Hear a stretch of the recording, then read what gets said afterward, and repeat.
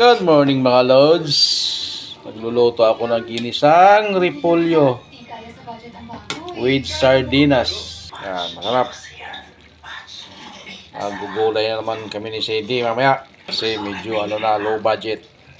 Okay. And sardinas.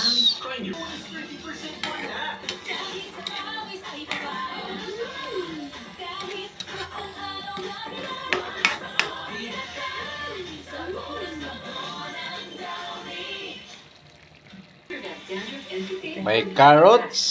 Yan. Palinaw sa mata. Ginisang repolyo with sardinas. Masarap. Okay, kaya mga lods, I thank you. And good morning. I can be the mom that gives them the